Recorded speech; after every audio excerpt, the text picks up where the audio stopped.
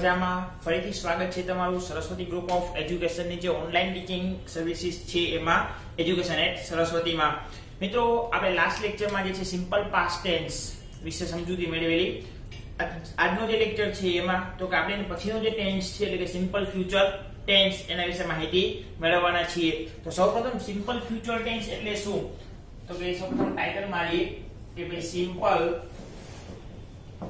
Future tense future એટલે શું past તો આપણને ખબર છે કે પાસ્ટ એટલે કે જે ભૂતકાળ છે ને પાસ્ટ કહીએ પ્રેઝન્ટ એટલે કે આપણી સમક્ષ છે એને આપણે પ્રેઝન્ટ કહીએ તો ફ્યુચર એટલે શું તો કે જે હજી સુધી બન્યું નથી અથવા આજની જે ક્ષણ છે એના પછી જે ક્રિયા બનવાની છે એ બધી જ તો કે ફ્યુચર કહેવાય છે ઓકે બીજો એક સવાલ કે આપણે ફ્યુચરમાં કોના વિશે વાત કરીશું કઈ ઘટના વિશે વાત કરીશું કે જે રોજ બનતી હોય એ કે જે ભૂતકાળમાં બની ગયેલી છે તે કે પછી હજી બનવાની બાકી છે તે તો તમારો જવાબ હશે કે સર આપણે ફ્યુચર ટેન્સમાં એ વાતો વિશે ડિસ્કસ કરીશું કે જે ઘટના હજી સુધી બનેલી નથી એટલે કે જે હજુ બનવાની બાકી છે એ બધી જ ઘટનાઓને દર્શાવવા તો સિમ્પલ ફ્યુચર ટેન્સનો ઉપયોગ થાય છે વ્યાખ્યા લખીએ તો કંઈક વ્યાખ્યા આમ બનશે જે ઘટના હજુ ઘટવાની બાકી છે અથવા જે ક્રિયા હજુ થવાની બાકી છે તેવી ક્રિયા કે ઘટનાને દર્શાવવા આ કાળ વપરાય છે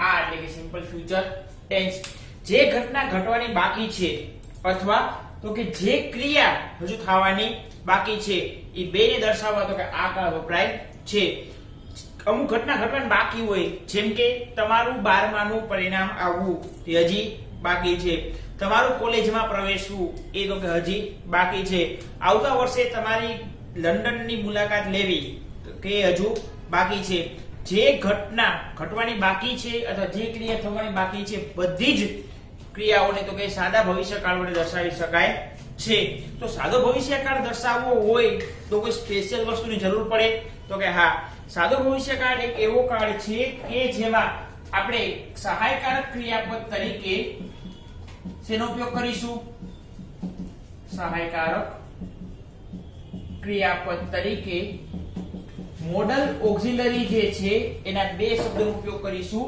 એમાં પ્રથમ છે શલ અને બીજું છે વિલ હવે મિત્રો તમને એમ થાય કે શલ અને વિલ નો ઉપયોગ શા માટે કરવો તો જો હું એક વાક્ય લખું છું જેમ કે I eat an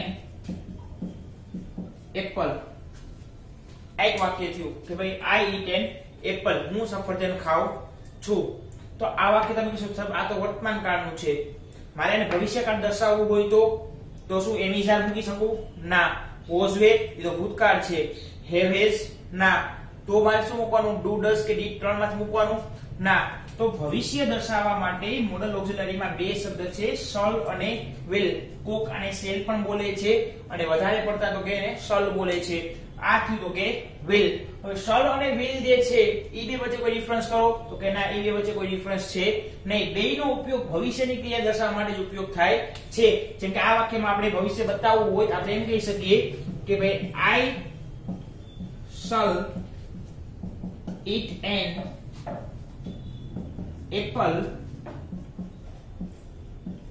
tomorrow હું આવતીકાલે એક સફરજન ખાઈશ હજી સુધી મેં ખાઈ લીધું એ સફરજન ના અત્યારે હું ખાઉં છું ના હું ક્યારે ખાવાનો છું ભવિષ્યમાં તો આખા વાક્યમાં ભવિષ્ય દર્શાવે છે એવો શબ્દ એક જ છે એ છે શલ એટલે કે જેને આપણે સેલ કહીએ છીએ આ સેલ હવે સેલની જગ્યાએ તમને એમ થાય કે સર અમારે સેલ લખતા ભૂલાઈ ગયું અમારે વિલ મૂકવું હોય તો ચાલે હા ચાલે એમાં કોઈ તકલીફ છે નહીં એનો કોઈ માર્ક કપાતો નથી. પરીક્ષામાં જો તમે ઉતાવળમાં એની સાથે will લખી નાખો છો તેનો માર્ક કપાશે નહીં.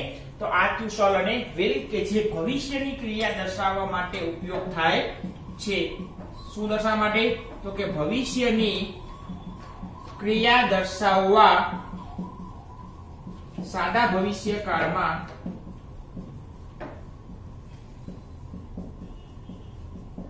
ઉપયોગ થાય છે. આ થયું તો કે shall અને will. અહીંયા shall અને will નો પ્રાથમિક પરિચય મેળવવો શા માટે જરૂરી બની જાય છે? તો કે જો વાક્યમાં shall અને will નહીં હોય તો વાક્ય કોઈ પણ એંગલથી ભવિષ્યનું લાગશે નહીં. તમે બીજી એક વસ્તુ નોટિસ કરી દોસ્તો કે અહીંયા shall પછી ક્રિયાપદનો કયો રૂપનો ઉપયોગ થયો? મૂળ રૂપનો. તમે એમ કહી શકો કે જ્યારે સાદા ભવિષ્યકાળનો આપણે ઉપયોગ કરીશું ત્યારે વાક્ય રચનામાં તો કે shall અને will પછી તો કે ક્રિયાપદના મૂળ રૂપનો ઉપયોગ થાય છે.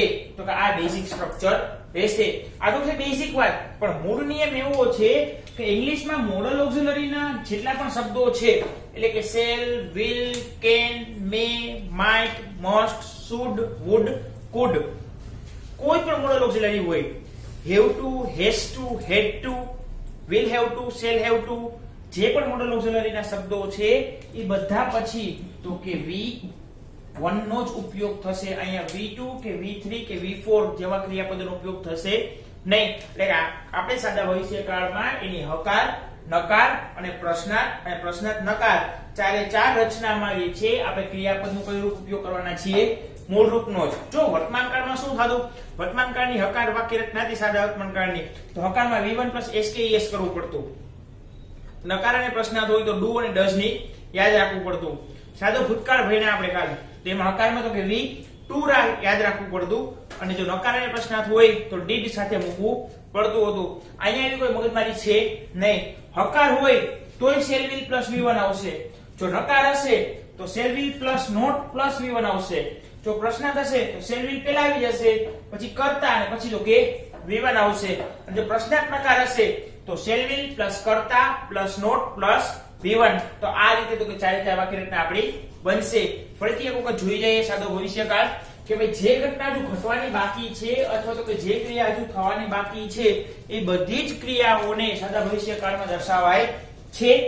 સહાયકારક ક્રિયાપદ તરીકે કહીએ તો મોડલ ઓક્ઝિલરીના બે શબ્દોનો ઉપયોગ કરીશું, shall અને will.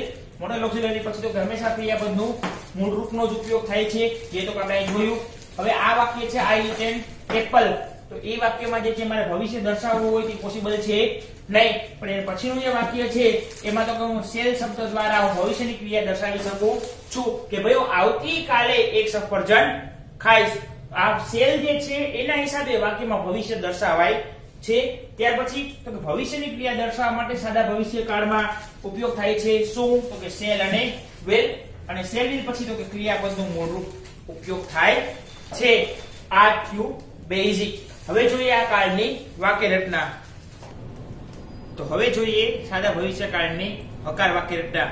મિત્રો આની પહેલા જો મેં વાત કરી હોય તો ઠીક છે, નો કરી હોય તો અત્યારે કરી દઉં છું. કોઈ પણ કાળમાં ઇંગ્લિશના જે છે તો કે વાક્ય રચના એક જ રહેશે. કઈ? તો કે કર્તા પ્લસ ક્રિયાપદ પ્લસ કર્મ. આ તો હકાર વાક્ય રચના છે અને બેઝિક ફોર્મેટ છે કે ભાઈ કર્તા, ક્રિયાપદ ને કર્મ ત્રણેય લાઈનમાં હોય એટલે બધી જ વાક્ય તો કે એક્ટિવ વોઇસ ના બને છે અથવા તો કે કાળના બને છે. તો આપણે વાક્યની શરૂઆત જ્યારે પણ કરશું હકાર અને નકાર પ્રશ્નાર્થ રચનામાં ત્યારે સૌપ્રથમ શું લેશું? કર્તા. તો આપણે લખીએ સૌપ્રથમ કર્તા પ્લસ. હવે મારે ક્રિયાપદ લેવાનું છે. ક્રિયાપદના બે પ્રકાર પડે, સહાયકારક અને મુખ્ય ક્રિયાપદ. તો અહીંયા સહાયકારક ક્રિયાપદ તરીકે તો આપણે લેવાના છીએ shall અને will. તો કે કર્તા પ્લસ shall અથવા will. એના પછી ક્રિયાપદનું કયું રૂપ આવશે? આપણે જોમણા શીખી ગયા ક્રિયાપદનું મૂળ રૂપ એટલે કે V1. હવે જુઓ કર્તા આ ક્રિયાપદ, હવે બાકી શું રહ્યું? કર્મ.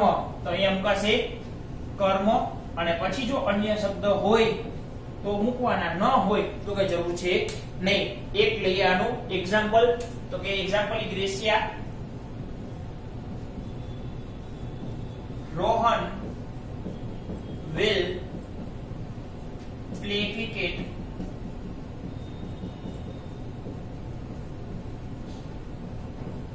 ટુમોરો. રોહન આવતીકાલે ક્રિકેટ રમશે. તો આ વાક્ય થયું હકાર. હવે આપણે જોઈએ છે નકાર વાક્ય રચના નંબર 2.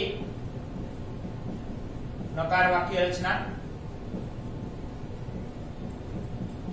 તો નકાર વાક્ય રચનામાં સૌપ્રથમ શું આવશે? કર્તા આવશે. તો કર્તાની જગ્યાએ કર્તા. શેલ વિલ આવશે. તો કે હા, તો શેલ વિલ. હવે માં નકાર બનાવવું હોય વાક્યને તો મારે વચ્ચે શું એડ કરવું પડશે? તો તમે કહેશો કે નોટ પ્લસ ક્રિયાપદનું મૂળરૂપ એમનું એમ V1 પછી તો કે કર્મ અને અન્ય શબ્દ હોય તો. એક્ઝામ્પલ જોઈએ. એક્ઝામ્પલ ઈ વેશ્યા Mohan will not visit Delhi the next year. Mohan આવતા વર્ષે દિલ્હીની મુલાકાત લેશે નહીં. તો આ થઈ ગયું નકાર વાક્ય રચના. હવે પ્રશ્નાર્થ કરવી હોય તો આ જ વાક્ય રચના છે. એમાં થોડુંક ફેરફાર કરવું પડશે કે ભાઈ ક્રિયાપદના જે બે ભાગ પડે છે સહાયકારક અને મુખ્ય, તેમાં સહાયકારક જે છે તો કે કર્તાની આગળ આવશે અને છેલ્લે તો કે પ્રશ્નાર્થ ચિહ્ન આવશે. તો અહીંયા જોઈએ તો આ વાક્યમાં સહાયકારક ક્રિયાપદ શું છે? તો કે શેલ અને વિલ. તો શેલ અને વિલ જે છે તો કે વાક્યની આગળ આવશે. હેડિંગ મારીએ પ્રશ્નાર્થ વાક્ય રચના. શેલ અને વિલ તો કે વાક્યની આગળ. શેલ વિલ વાક્યની આગળ આવે તો ત્યાર પછી શું આવશે? કર્તા. શેલ વિલ પ્લસ કર્તા પછી તો ક્રિયાપદનું મૂળ રૂપ, છેલ્લે કર્મ અને અન્ય શબ્દ. હવે કઈ ભૂલાય છે? હા, શું? તો કે છેલ્લે ક્વેશ્ચન માર્ક. ડન. ઓકે, હવે જોઈએ example વેશ્યા. Will my class teacher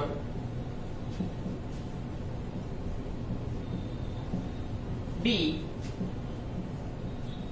absent today? તમને થાય કે સર સાદા ભવિષ્યકાળમાં ટુડે તો નું આવે, પણ ઘટના તો કે હજી બનવાની બાકી છે. બાળક પ્રશ્ન પૂછે છે કે શું આજે મારા ક્લાસ ટીચર એબ્સન્ટ રહેશે? હજી સ્કૂલે ગયો નથી. એ પહેલા એના મનમાં સવાલ ઉભો થાય છે, શું મારા ટીચર આજે એબ્સન્ટ રહેશે? તો અહીંયા will જે છે એ સહાયકારક ક્રિયાપદ, માય ક્લાસ ટીચર કરતા. આ be જે છે એ તો ક્રિયાપદનું મૂળરૂપ ગણાશે અને આ તો કે અન્ય શબ્દોમાં ગણાશે. શું મારા ક્લાસ ટીચર આજે એબ્સન્ટ રહેશે? શું મારા ક્લાસ ટીચર આજે નહીં આવે? બરાબર છે. તો આ છે આ ગેર પ્રશ્નાર્થ વાક્ય રચના. હવે જોઈએ પ્રશ્નાર્થ નકાર વાક્ય રચના, જેમાં તો કે સૌપ્રથમ તો કે શેલ વિલ આવશે. શેલ અને વિલ પ્લસ કર્તા પછી તો કે નોટ પ્લસ V1 પ્લસ કર્મ ને પ્લસ અન્ય શબ્દ પ્લસ ક્વેશ્ચન માર્ક. એક્ઝામ્પલ જોઈએ તો કે એક્ઝામ્પલ ઈ વેશ્યા will Piyun not ring the bell tomorrow? શું પટ્ટાવાળો આવતીકાલે ઘંટડી નહીં વગાડે? ઘંટ નહીં વગાડે. તો આ થયું પ્રશ્નાર્થ નકાર વાક્ય રચના. સૌપ્રથમ તો કે હકારથી લઈને પ્રશ્નાર્થ નકાર વાક્ય રચના સુધી તમે પહોંચો છો, તમે બધી જગ્યાએ એક જ વસ્તુ માર્ક કરો છો, શેલ વિલ પ્લસ V1 જે ખૂબ જ જરૂરી છે. તો શેલ વિલ તમે વાક્યમાંથી કાઢી નાખો છો તો વાક્યમાં ભવિષ્યનો ભાવ આવતો નથી. ભવિષ્યમાં ક્રિયા બને છે એવું આપણને ખ્યાલ આવતો નથી. તો કે જ્યારે હકાર વાક્ય રચના હોય તો કર્તા plus shell will plus V1 કર્મ અને અન્ય શબ્દ. નકાર હોય તો શેલ વિલ પછી નોટ મૂકવાનું રહેશે. જો પ્રશ્નાર્થ હોય તો શેલ વિલ વાક્યની આગળ જશે અને છેલ્લે ક્વેશ્ચન માર્ક આવશે. જો પ્રશ્નાર્થ નકાર હોય તો શેલ વિલ આગળ એમનું એમ રહેશે, પછી કર્તા અને પછી તો કે નોટ મૂકવાનું રહેશે અને છેલ્લે તો કે ક્વેશ્ચન માર્ક મૂકવાનું રહેશે. તો આ થી 4 વાક્ય રચના. હવે જોઈએ થોડાક અમુક એક્ઝામ્પલ્સ સાદા ભવિષ્ય કાળના.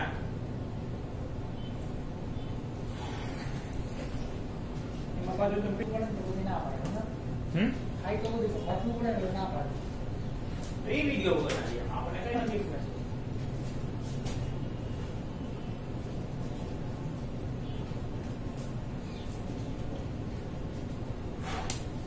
હવે જોઈએ એક્ઝામ્પલ્સ. સૌપ્રથમ તો કે હકાર વાક્ય રચનાનું લઈએ તો ધારો કે આપણે કોઈ એક નામ લઈએ મનન. મનન will send a birthday card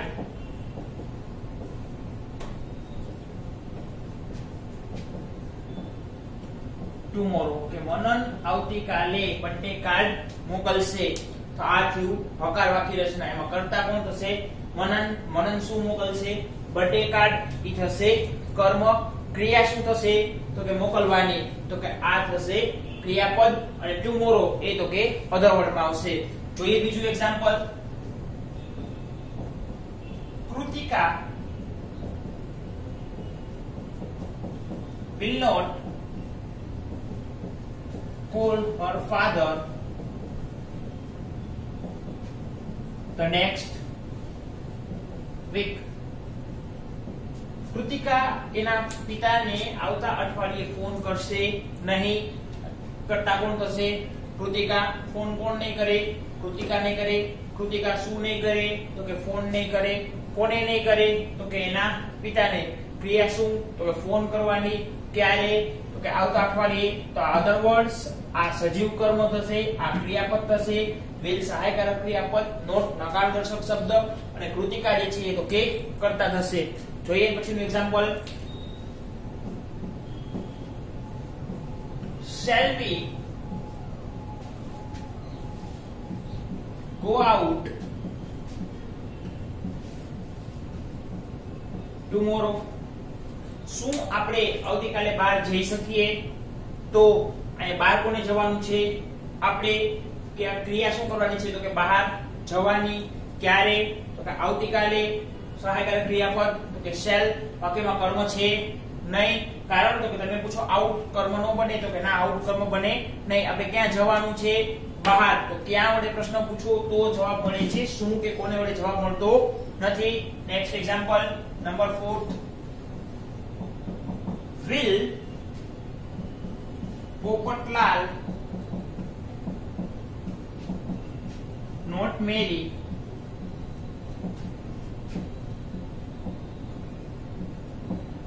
to Bulbul the next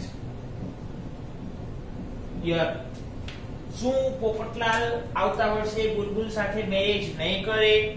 તો બુલબુલ જે છે એ તો કે કર્મ બનશે. કરતા તો કે પોપટલાલ બનશે. લગ્ન કરવા ઈ તો કે ક્રિયાપદ બનશે. The next year other word બનશે અને will તો કે સહાયકારક ક્રિયાપદ બનશે. જોઈએ next example. Manoj sir will teach an આવશે an English grammar topic